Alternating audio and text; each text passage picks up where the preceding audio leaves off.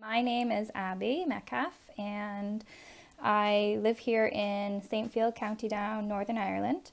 I just want to start off by saying I am very, very humbled and grateful and privileged to be involved in this year's, or be included, my film to be included this in this year's Bermudian International Film Festival. It's internationally acclaimed, and it's a really big deal for me to be able to show my work further afield from where it was set and made.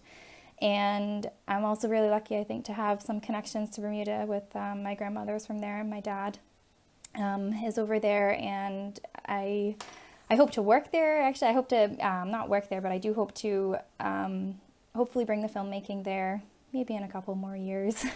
I moved to Northern Ireland in 2007 when I was 14 years old. I think I could connect everything in my life, what kind of brought me to wanting to make films, but to pinpoint like the exact moment maybe that triggered my trajectory into film was when I was 9 years old. I can remember distinctly like watching a lot of classics, a lot of Disney classics, a lot of other films that you watch when you're really young. And I remember sitting on my grandma's floor and it was probably at the point where I could read well. And I remember just watching the movies and feeling like really curious about how they did a lot of things. And a lot of it seemed like magic to me, and I just wanted to know more. But being 9, I didn't really know very much about the movie industry. I remember seeing the word director, and then after profusely asking like what a director does, not knowing then. And whenever I was 9, I really enjoyed telling stories, like writing those scripts, directing my cousins in plays as much as they probably didn't enjoy it, and filming it on the camcorder, and never knowing that could be done professionally. So when I found out what a director did, it was something that I kind of aspired to be and tried to figure out how to do.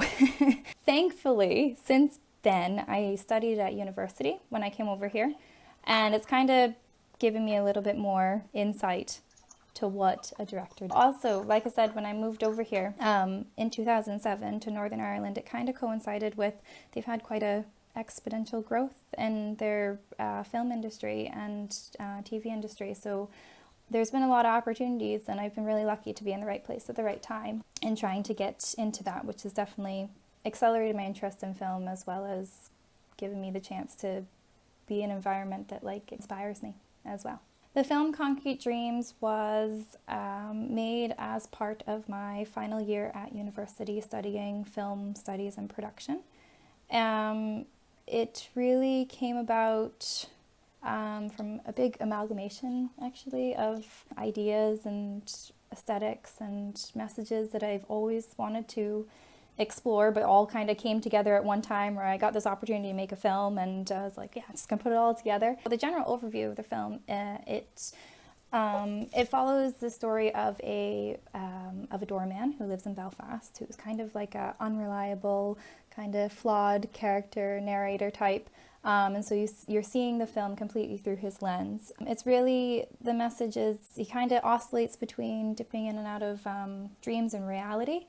And it almost becomes a distraction for him from what's really important and what's been there all the time. And been there the whole time has been kind of the need for human connection, but he's quite like a lonely character.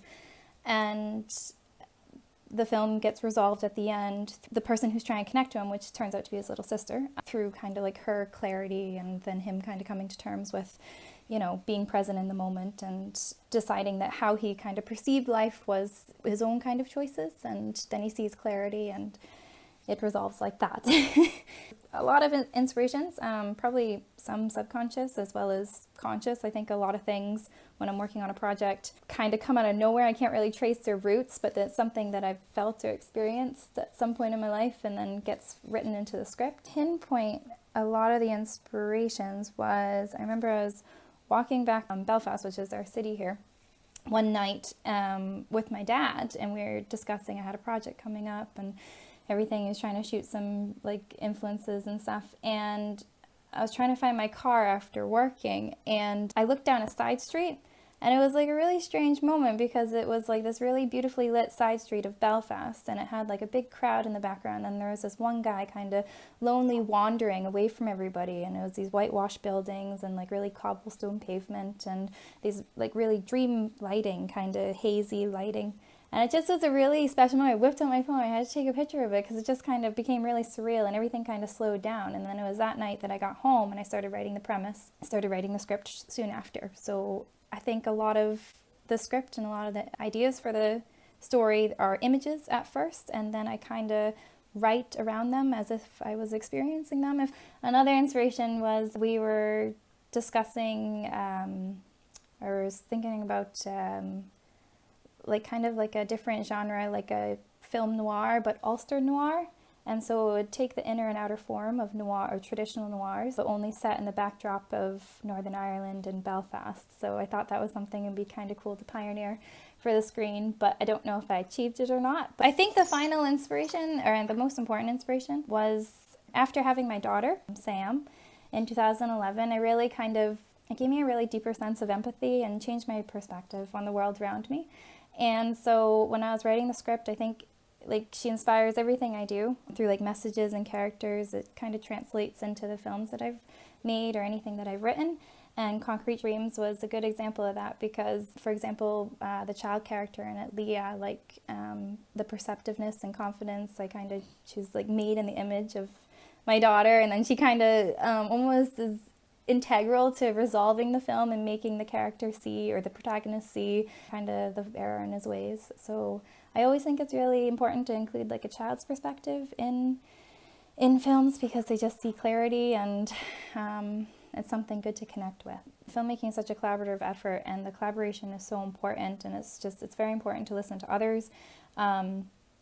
And because I find something so refreshing about, sharing ideas and having those creative breakthroughs and also learning from a different perspective. So I think it's really important to know who you work well with and just try to make something, I guess. And just filmmaking is such a live web of inspirational or inspirative relations where everybody is affecting everybody and everybody is influencing everybody. So it's really important that everyone's contributing to the collaborative effort, the hard work, the passion, and the initiative that it takes to making a project be realized. I think another thing is always being prepared, because there's a lot of things that are unpredictable. When you can't be prepared, to always approach problems with a positive mindset. Being like resourcefulness and perseverance and being positive can help you adapt and overcome anything that was unpredictable while making the film. Being that way can also bring interesting and new ideas new angles to initial ideas that you've already had. Always believe in yourself when you're trying something new, and always trust your gut instinct. I know I said that it's really important to listen to others, which it is, but know from the outset, you should know the film that you're making and know why you want to make that film and what message you want to tell and what you want to give to your audience. So if you know that from the outset, it'll help you keep your vision and maintain the vision throughout. And as you're listening to new perspectives and everything, take from that and positively put it into the project, but also stay true to yourself and know that sometimes other subjectivities might, detract from your vision, and just, trust your gut instinct. I think it's a muscle that you get used to when being a creative person. But always keep notepads with you as well, because I find that's another good thing, because you just kind of get the raw ideas out and you never know what's going to come of them. And if you can write down the goals and write down the ideas or inspirations or moments that inspire you or you want to tell stories about, then you have it, My name is Abby Metcalfe. I wrote and directed Concrete Dreams, and I just want to let everyone know to come on down to the Bermuda International Film Festival. There are some awesome events lined up on the program, and it's sure to be a great time.